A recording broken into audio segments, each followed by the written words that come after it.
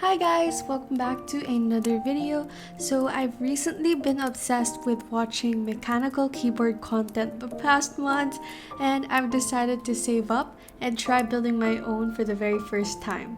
So I wanted to take you guys along with my sort of budget Shopee keyboard building process. And disclaimer, I am a noob. Also, I plan to upgrade the keycaps and accessories later on once I have more money. So just to give you guys some context, my old keyboard was a Royal Kludge, and it was just a white backlit blue switch keyboard that was pre-made by the brand, and I decided it would be really fun to custom one. So for the switches, I decided to get Gateron Milky Yellow switches specifically for its buttery sound, and I got 7 sets of that. Each set has 10 pieces each, so in total 70 switches.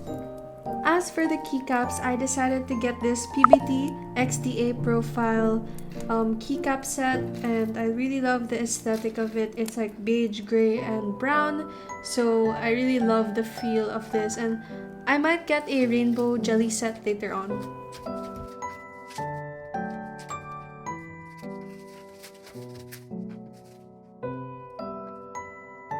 Okay, so forgive me if I don't really know the terms for the keyboard parts, but basically for the keyboard, like the backboard of the keyboard, I decided to get like a pre-made TM680 keyboard kit that's hot swappable and wireless. I love this one because it has RGB backlight, and it also has a knob on the upper right to adjust the volume.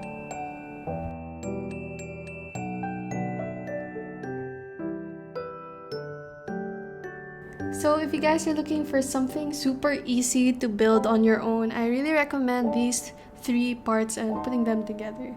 So now I am just testing each switch without lubing it, so I'm just immediately putting it on the keyboard, but I will make modifications later on in this video. To be honest, since it was my first time building a keyboard, this part was a bit difficult to understand at first, but over time I gained momentum and I just had to fix all the switches that got bent in the process. The next step was for me to place all the keycaps into the switches.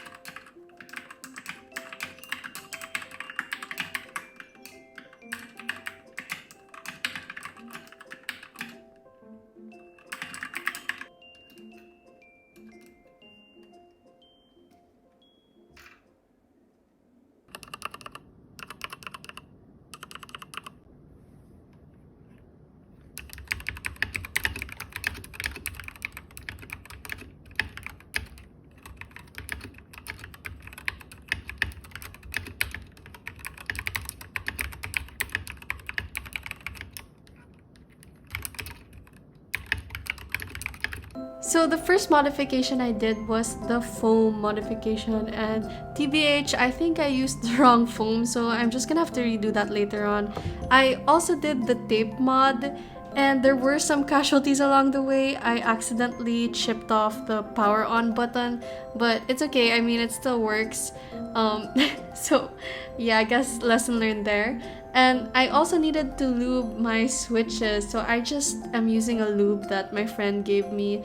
Not really sure if it's the best lube for mechanical keyboards, but I disassembled all my switches, put the springs in a bag, put some lube and shook it up and massaged it.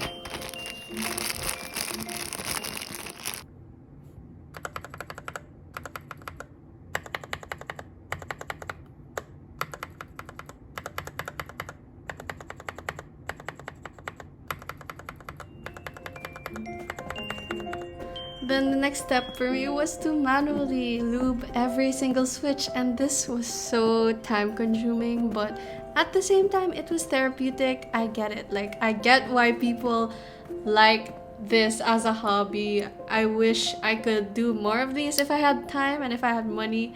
But yeah, I basically had to go through every single one, and I think it was a success. Even if I had no switch opener, I just used a pin and manually did everything.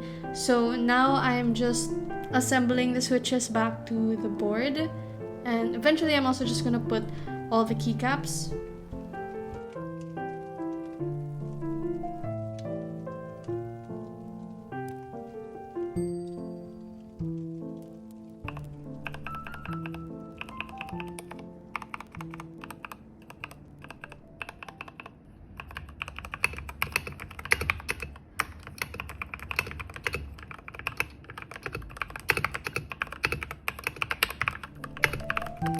So that ends my keyboard building journey. I hope you guys enjoyed. If you did, please give it a thumbs up and comment down below if anyone has some suggestions that I can do to further improve my keyboard.